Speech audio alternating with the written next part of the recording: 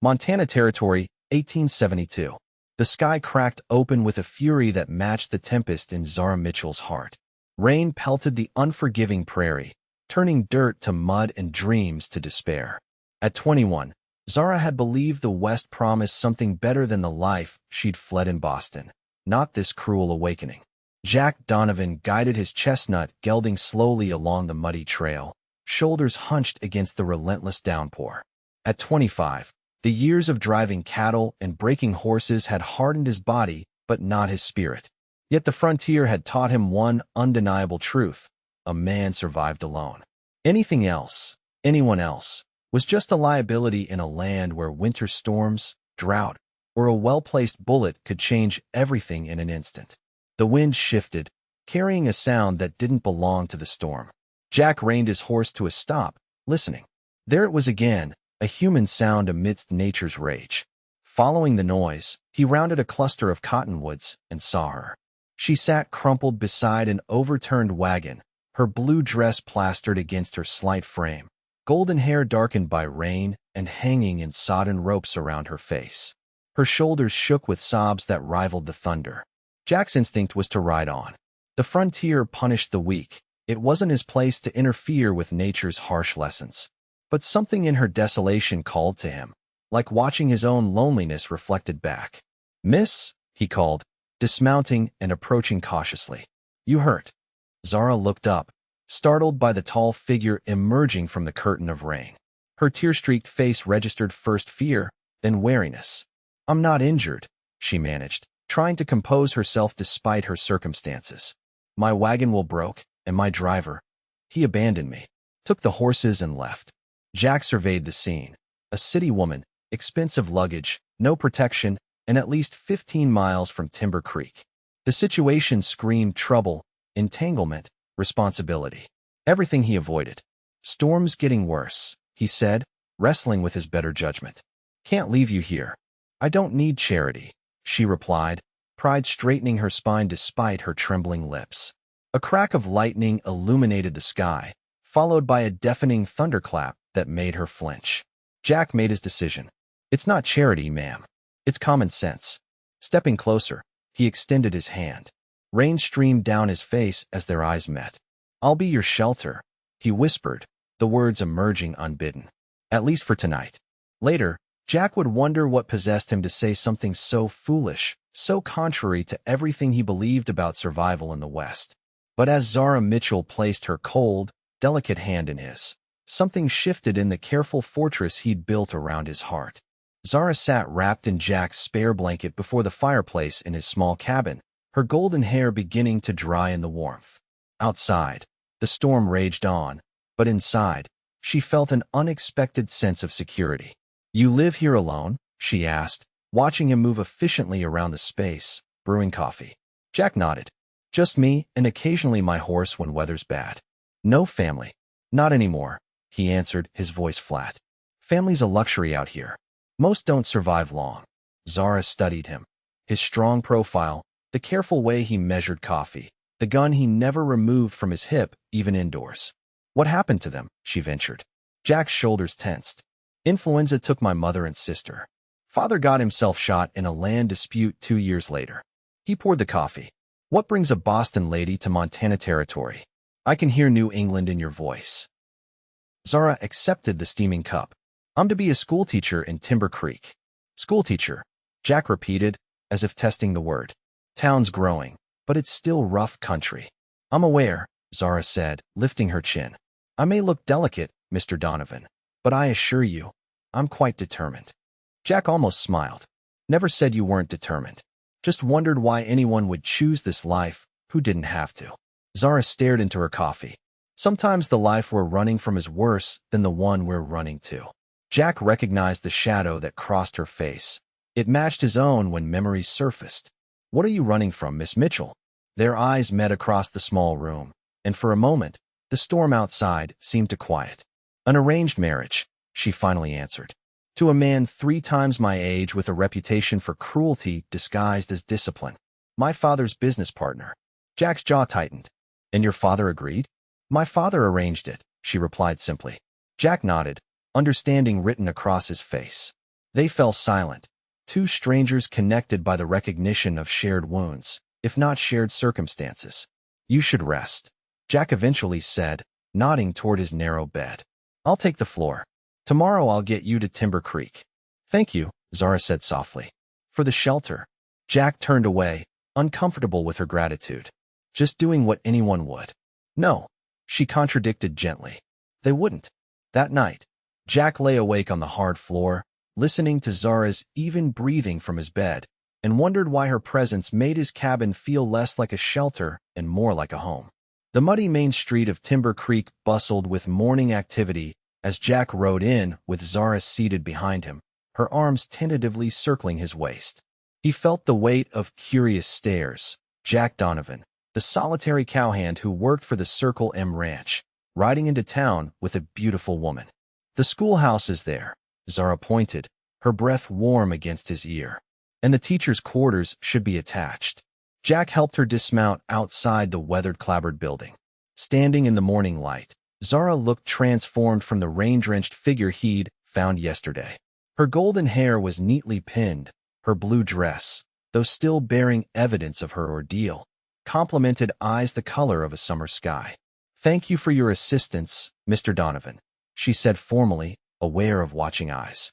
Jack, he corrected, suddenly reluctant to part ways. It's just Jack. Then I'm Zara, she smiled, offering her hand. Perhaps our paths will cross again.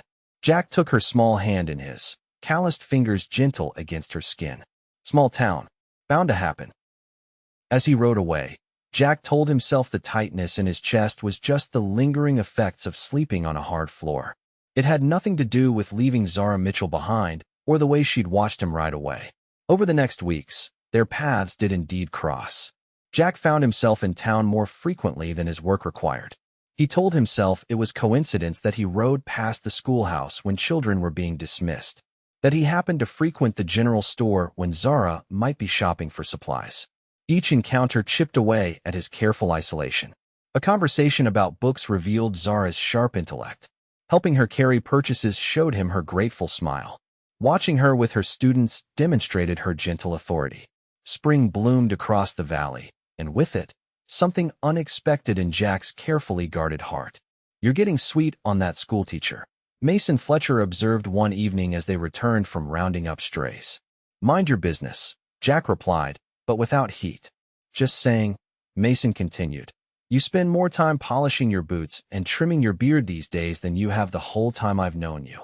Jack said nothing, but later that night, he stood before the small mirror in his cabin, examining his reflection. The man who looked back at him seemed different somehow, less hardened, more alive. The realization disturbed him. The following Saturday, Jack was mending fence on the north pasture when he spotted a familiar blue dress. Zara walked along the creek that bordered Circle M property, a book in hand. This is private land, he called, though without sternness. Zara looked up, her face brightening. The creek isn't. Mrs. Peterson said it's open passage. Jack approached, wiping his hands on his trousers. Mrs. Peterson talks too much. She also mentioned you've been asking about me, Zara said, her direct gaze challenging him. Jack felt heat rise in his face. Just being neighborly. Of course, Zara nodded, fighting a smile. Very neighborly to inquire about my favorite foods and whether I receive many callers. Caught. Jack changed the subject. What are you reading? Zara held up her book. Emerson. The only way to have a friend is to be one. Never had much time for books, Jack admitted. Perhaps you've been too busy surviving to live, Zara suggested gently.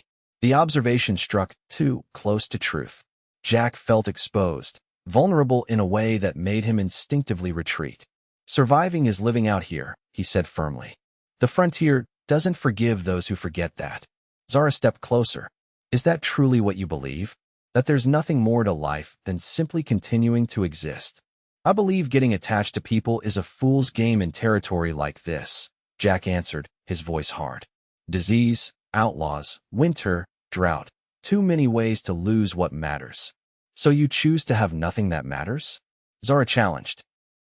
Their eyes locked, the air between them charged with unspoken truths. It's safer that way, Jack finally said. Zara shook her head. Safer isn't always better, Jack. Sometimes it's just emptier. She turned and walked away, leaving Jack with the uncomfortable feeling that she'd seen straight through the walls he'd spent years constructing. Summer arrived with scorching heat and the news that changed everything. Jack was in town picking up supplies when he heard the commotion outside the telegraph office. Train robbers, the telegraph operator was telling the gathering crowd. Sheriff says they're headed this way. Daniel's gang. They killed 2 guards. A chill ran through Jack despite the heat. The Daniels gang had a reputation for brutality that extended beyond mere robbery. His thoughts immediately went to Zara. Since their conversation by the creek, they'd maintained a cautious distance. Or rather, he had. The truth in her words had cut too deep, exposed too much of what he tried to deny. Jack found her at the schoolhouse, preparing lessons for the fall term. "Pack whatever you need," he said without greeting. "You're coming with me." Zara looked up, startled. "I beg your pardon."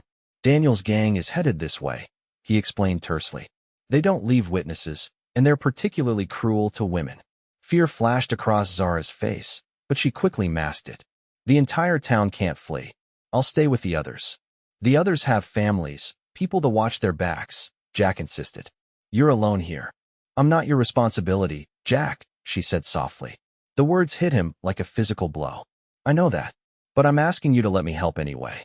Something in his tone must have convinced her, because Zara nodded. "Give me 10 minutes to pack essentials." Jack paced outside until she emerged with a small bag. He helped her mount behind him, and they rode out of town, heading toward the foothills where his cabin stood isolated from others. They arrived as dusk painted the mountains purple against the darkening sky. Jack led Zara inside, lighting the lamps and building a fire despite the summer heat. "We should be safe here," he said. "Few people know where I live."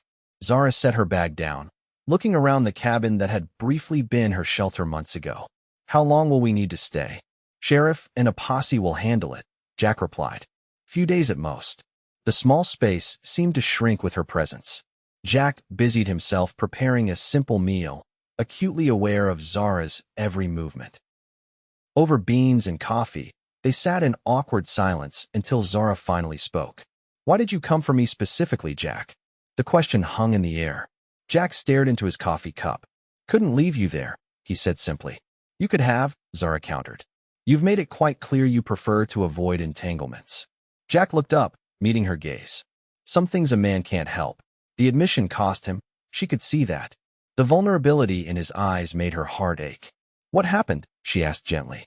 "What made you so afraid of caring?" Jack set down his cup. For a long moment, she thought he wouldn't answer. "I had a wife," he finally said, his voice low. "Sarah. We homesteaded west of here, had big plans. She was carrying our child when the fever took her." He swallowed hard. "Lost them both in a single day." Zara reached across the table, covering his hand with hers. "I'm so sorry, Jack." "After that, I figured it was simpler not to have anything to lose," he continued. "Been working that way for 3 years now. Until—" Zara prompted softly. Jack's eyes met hers. "Until I found a woman crying in the rain." The confession hung between them, transforming the air in the small cabin. Zara's hand remained on his, neither pulling away. "I should check the horses," Jack said suddenly, standing and breaking the moment. Outside, he took deep breaths of the night air, trying to steady himself. He hadn't spoken Sarah's name aloud in years, had locked away the pain so thoroughly he sometimes went days without remembering. Now it all came rushing back, along with something new, something equally terrifying. Hope. Inside, Zara stood at the window, watching Jack's silhouette in the moonlight. She understood his fear because she shared it. The West had taught her harsh lessons too, that safety was an illusion, that strength often came disguised as hardship. But it had also shown her Jack Donovan, a man who believed himself incapable of love, yet had ridden into danger to ensure her safety. Later that night, as they prepared to sleep, Zara in the bed, Jack again on the floor, thunder rolled across the valley, announcing another summer storm. "Like the night we met," Zara observed. Jack nodded, spreading his blanket. Circle complete. Rain began to patter against the roof, gradually building to a downpour. Zara watched shadows dance across the ceiling, listening to Jack's breathing in the darkness. "Jack," she whispered. I'm afraid too," she admitted. "Of caring. Of losing." The floorboards creaked as Jack sat up. "What are you afraid of losing?" Lightning illuminated the cabin briefly, revealing Zara's face as she looked at him. "You," she said simply. The word hung between them, honest and vulnerable. Jack rose slowly, moving to sit on the edge of the bed. In the darkness, his hand found hers. "I can't promise forever," he said roughly. "Not in this country." "Nobody can," Zara replied. "Not anywhere." Another flash of lightning, and Jack saw tears glistening on her cheeks, remembered the first time he'd found her crying in the rain. Without thinking, he reached out, brushing them away with his thumb. "I'll be your shelter forever," he whispered, the words rising from somewhere deep within him. "For whatever forever means out here." Zara leaned into his touch. "And I'll be yours." The storm raged outside, but inside the cabin, something fragile and precious took root between two people who had stopped running from the past and started moving toward a future together. Dawn broke clear and golden after the storm, but their moment of peace was shattered by the sound of approaching horses. Jack was instantly alert, reaching for his rifle. "Stay inside," he ordered, moving to the window. 5 riders approached, and Jack's blood ran cold as he recognized one, Seth Daniels himself, a man with a price on his head in 3 territories. "Get under the bed," Jack told Zara urgently. "Don't make a sound no matter what happens." Zara's face paled, but she obeyed without question. Jack checked his rifle, tucked his revolver in his belt, and stepped onto the porch as the riders approached. "Morning," he called, rifle held casually but ready. "Water for our horses," the leader, Daniels, demanded rather than asked. A tall man with a pockmarked face and cold eyes, he surveyed Jack's small homestead. "And maybe some coffee if you're brewing." Jack calculated his options. 5 against 1. Poor odds if it came to shooting. Better to play along. "Help yourself to the creek," he nodded toward the water. "Coffee's just about ready." The men dismounted, leading their horses to drink. Jack felt Daniels watching him as he poured coffee into tin cups. Passing through, Jack asked casually. "Heading north," Daniels answered vaguely. "You live here alone, cowboy?" Jack nodded. "Just me." Daniels' eyes narrowed slightly. 2 cups you're pouring." Jack didn't miss a beat. "Force of habit. Lost my wife years back." Something like understanding flickered in Daniels' eyes. "Hard country for women." Jack merely nodded, handing him a cup. The moment might have passed if not for the small sound from inside the cabin, the creak of a floorboard as Zara shifted position. Daniels' hand moved to his gun. "Thought you said you were alone." "I am," Jack insisted, but he could see the outlaw didn't believe him. "Check inside." Daniels ordered one of his men, who started toward the door. Jack stepped into his path. "No need for that." "Move aside," the man growled, reaching for his gun. What happened next unfolded in heartbeats. Jack drew and fired in one fluid motion. The outlaw dropped, and chaos erupted. Daniels dove for cover as Jack kicked over the table for shelter, bullets splintering wood around him. Inside, Zara pressed herself against the wall beside the door, clutching Jack's spare revolver that she'd grabbed from beneath the mattress. When the shooting paused briefly, she heard movement on the porch and made her decision. As one of the outlaws burst through the door, she fired. The man staggered, surprised by the attack from the side, and fell. Outside, Jack used the distraction to take aim at another gang member, hitting him in the chest. 2 down, but a bullet grazed Jack's arm, burning like fire. He heard Zara cry out inside the cabin, and fear surged through him. "Zara," he shouted. "Still here," she called back, her voice shaky but determined. The exchange told Daniels what he needed to know. "So there is a woman," he called.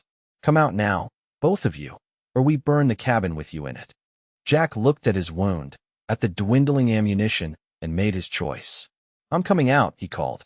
"Woman stays inside." "Jack, no." Zara protested from within. Jack stepped onto the porch, rifle lowered but not dropped. Daniels and his remaining man kept their weapons trained on him.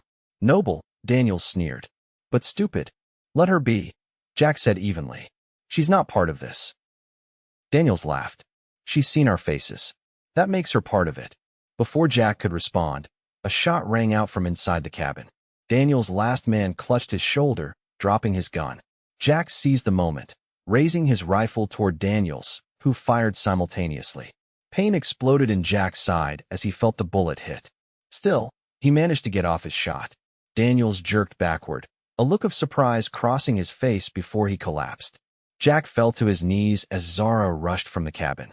The wounded outlaw was fleeing, mounting his horse and riding away. Jack tried to raise his rifle again, but the strength had left his arms. "Jack!" Zara cried, reaching him as he slumped to the ground. Blood spread across his shirt, bright and terrible. "No, no, no. You're safe," Jack mumbled, his vision blurring. "That's what matters." "Don't you dare," Zara said fiercely, pressing her hands against his wound. "Don't you dare leave me now." Jack tried to focus on her face, golden in the morning light. "Never meant to care again."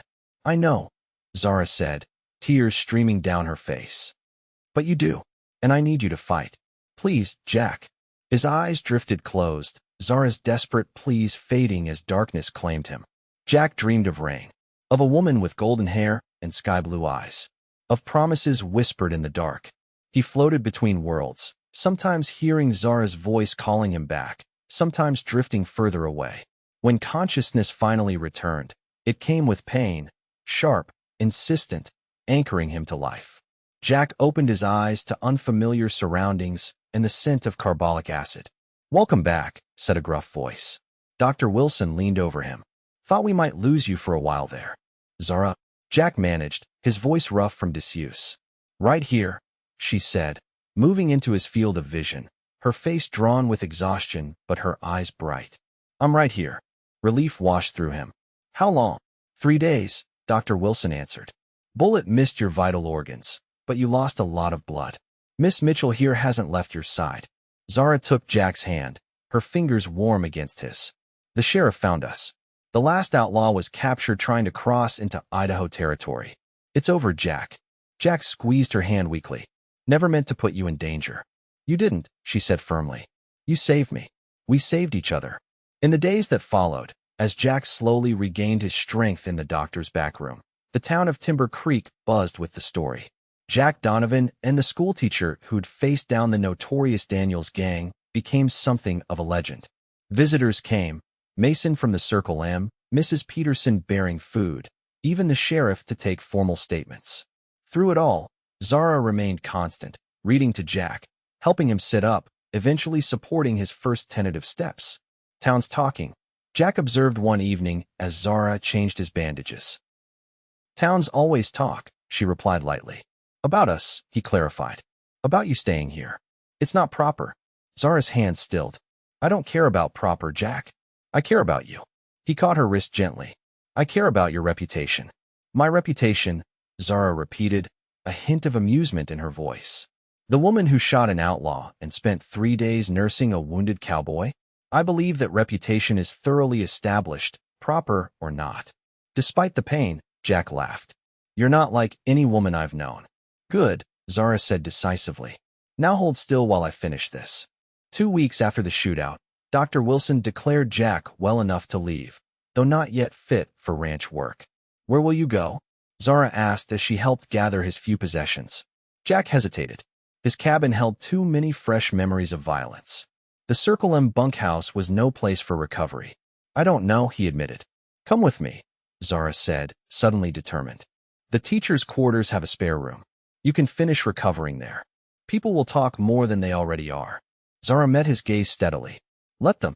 And so Jack Donovan, the man who had spent 3 years avoiding attachments, found himself living under the same roof as the woman who had irrevocably changed his life. The arrangement raised eyebrows, but Timber Creek's respect for both Jack's bravery and Zara's dedication to her students kept outright scandal at bay. As summer faded to autumn, Jack's strength returned. He began helping around the schoolhouse, fixing the roof, building new shelves, teaching the older boys basic skills with horses and cattle. His quiet presence became a familiar sight to Zara's students, who initially regarded him with awe as the man who had faced down outlaws. One evening, as they sat on the small porch watching twilight settle over the town, Jack finally voiced what had been building within him. "I should find my own place soon," he said. "I'm well enough now." Zara's hands stilled in her lap. "Is that what you want?" Jack turned to look at her. This woman who had faced danger at his side, who had refused to leave him even when propriety demanded it, who had shown him that the heart could heal even in the harshest territory. "No," he answered honestly. "It's not what I want at all." "What do you want, Jack?" Zara asked softly. "A life," he said. "A real one. With you." Zara's eyes shimmered in the fading light. Even though it's dangerous? Even though we might lose each other someday? Jack reached for her hand. Even then. Because what I've learned is that not loving is its own kind of death. And I've been half dead for too long. Zara leaned into him, her head resting against his shoulder. Ask me properly, Jack Donovan. Jack smiled, understanding her meaning. He rose, still moving carefully with his healing wound, and lowered himself to one knee before her. Zara Mitchell, he said, taking her hand. Will you marry me? Build a life with me? Face whatever comes our way together. Tears spilled down Zara's cheeks as she nodded. Yes. To all of it, yes. They were married 2 weeks later in Timber Creek's small church. Zara wore a new blue dress that matched her eyes, with wildflowers in her golden hair. Jack stood tall in a new shirt and polished boots, looking at his bride with wonder in his eyes. Mason served as best man, and Mrs. Peterson organized a celebration that the town would talk about for months. Even the sheriff attended, offering gruff congratulations to the couple whose courage had rid the territory of the Daniels gang. That night, in the privacy of what was now their home, Jack and Zara stood in each other's arms as rain began to fall outside, a gentle autumn shower that pattered against the roof. Rain again, Jack observed, drawing Zara closer. Seems fitting somehow. Zara looked up at him, her face glowing with happiness. Do you remember what you said to me that first night, when you found me crying in the rain? Jack nodded, brushing a strand of hair from her face. I said I'd be your shelter. His voice softened. I meant it then.